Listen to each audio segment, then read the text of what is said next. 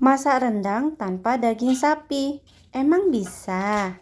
Halo guys, assalamualaikum warahmatullahi wabarakatuh. Apa kabar kalian hari ini? Hari ini di sini cuacanya mendung terus guys. Kalau di tempat kalian gimana? Mendung-mendung gini kayaknya enak deh makan sama rendang. Tapi pas buka kulkas ternyata nggak ada daging guys.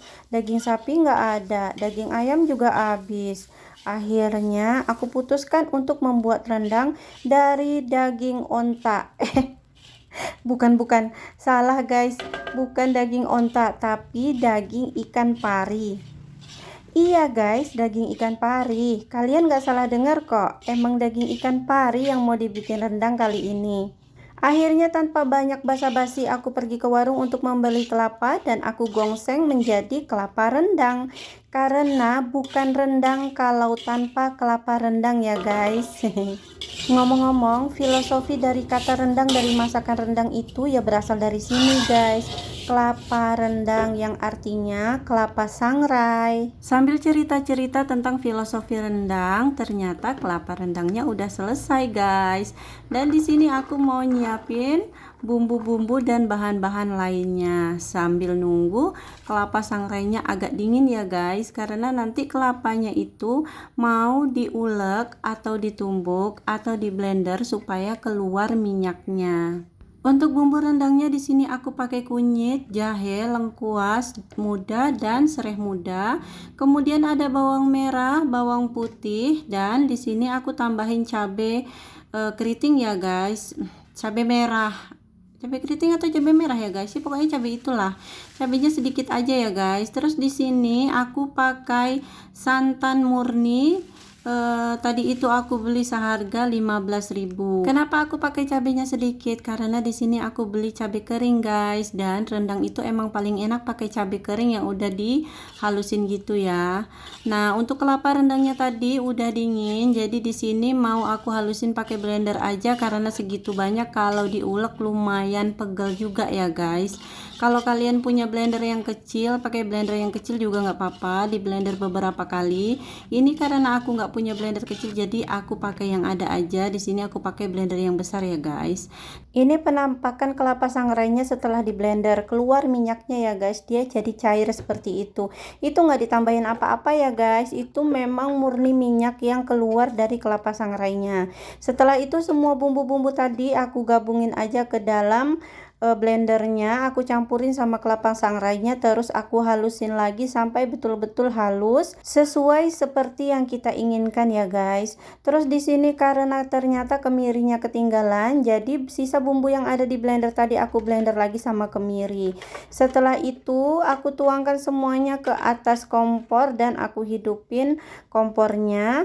Kemudian aku goreng. Nah, di sini aku gorengnya tanpa minyak dulu ya guys. Karena aku mau nyusutin air-air yang ada di bumbunya. Kemudian setelah airnya susut nanti aku tambahin minyak. Karena di rumah nggak ada daun salam, jadi tadi aku ke halaman rumah dulu untuk metik daun salam dan aku tambahin aja ke dalamnya setelah dicuci ya guys. Nah, resiko masak rendang tuh kayak gini guys. Semuanya muncrat kemana-mana sampai mengotori kompor dan kadang-kadang sampai ke meja dan ke dinding-dindingnya juga. Tapi jangan khawatir, di balik proses yang sangat rumit ini akan menghasilkan masakan yang sangat nikmat. Nah, setelah airnya menyusut dan tadi udah aku tambahin minyak. Setelah bumbunya wangi, aku tambahin santannya. Semua santan aku masukin ya guys. Setelah mendidih, aku aduk-aduk. Nah, kalau masak santan tuh nggak boleh ditinggalin ya guys. Pokoknya kita betul-betul harus stay di situ sampai masakannya selesai. Setelah mendidih aku masukin kacangnya, kemudian menyusul aku masukin ikan parinya. Ikan parinya aku masukin sedikit demi sedikit ya guys, karena aku takut muncrat-muncrat, takut kena tangan atau muka, kan itu panas banget ya, karena itu lagi mendidih-mendidihnya. Abang jajan apa tadi? Kue. Kue apa? Kue apa tuh? Di dalamnya ada krim gitu, vanilla gitu. Di sini aku sambilan ngobrol sama anak sulungku, karena anak sulungku baru pulang sekolah, jadi aku tanya tadi di sekolah belajar apa, kemudian aku tanya tadi di sekolah jajan apa. Ini tuh udah rutinitas wajar sebagai ibu-ibu kayaknya ya guys, mempertanyakan kepada anaknya apa-apa saja yang mereka lakukan di luar sana dan kegiatan apa saja yang mereka kerjakan di luar sana.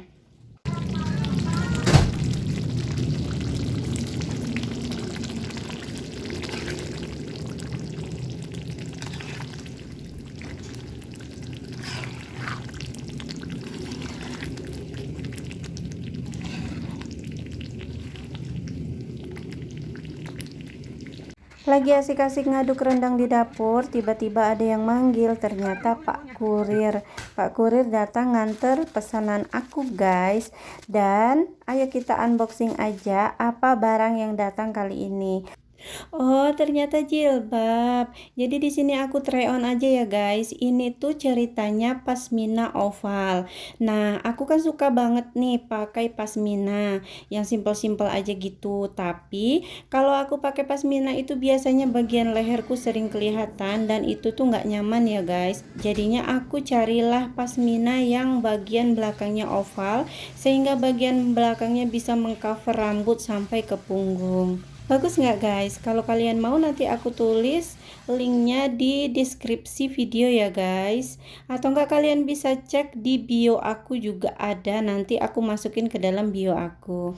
Ini tuh aku beli yang murah-murah aja, yang harganya nggak sampai 20.000. Hanya untuk hari-hari, untuk gonta-ganti sehari-hari aja ya guys. Kalau misalnya cuman pergi ke warung atau cuman ngantar jemput anak sekolah gitu aja. Tapi lumayan walaupun harganya segitu, aku suka karena dia juga bagian depannya panjang, kalau misalnya kita juntaikan ke depan masih bisa.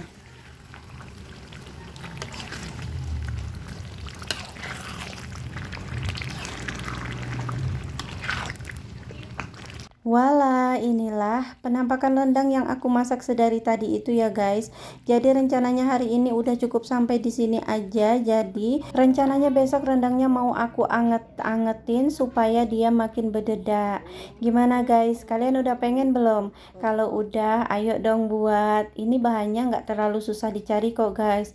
Jadi bisa pakai ikan pari, bisa juga pakai ikan tongkol yang besar itu ya guys. Rasanya nggak kalah enak kok sama rendang daging sapi. Dan ini tuh harganya lebih murah meriah dibandingkan daging sapi ya guys.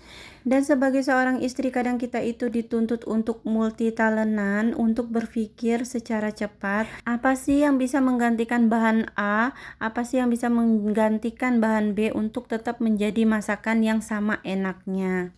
Contohnya kayak aku ini bun, aku pengen makan rendang, ternyata di dalam kulkas nggak ada daging sapi atau daging ayam. Ya udah, yang ada aja kita olah, kita jadikan masakan yang sama enaknya seperti masakan yang aslinya ya. Oke bonsai, tadi itu aku udah selesai nyuapin anakku dan sekarang aku mau lanjut makan. Ini tuh enak banget loh bonsai. Aku yakin kalian juga suka kalau nyobain masakan ini. Di sini aku mau lanjut makan dulu ya bonsai karena ini terlalu enak. Di saat aku lagi makan ternyata Pak suami mondar-mandir, abaikan dia yang sedang mondar-mandir karena dia udah selesai makan duluan tadi ya bonsai. Oh ya bonsai, kalian lihat nggak yang di belakangku itu? Yang dinding di belakang itu, yang seng itu, kira-kira itu tuh bagus nggak ya kalau seandainya aku cat atau aku pasangin wallpaper. Itu kemarin aku udah sempat pasang wallpaper sih di belakang itu, tepat di atas kepalaku itu. Aku uji coba kira-kira cepat lepas enggak kalau seandainya wallpaper dipasang di situ. Ternyata itu wallpaper udah lebih dari seminggu dan enggak kenapa-kenapa di situ, dia merekat dengan kuat. Jadinya rencananya kayaknya nanti ke depannya seng di belakang itu mau aku pasangin wallpaper aja supaya kelihatan lebih rapi gitu ya. Jadi supaya aku lebih pede lagi kalau aku ambil video di dapur. Oke bonsai, karena aku makannya juga udah selesai dan di sini makanan aku udah habis. Ini enak, alhamdulillahirabbil alamin. Jangan lupa bersyukur. Makasih buat kalian yang udah nonton video aku sampai terakhir. Nantikan video aku selanjutnya. Jangan bosan-bosan ya lihat video aku yang random.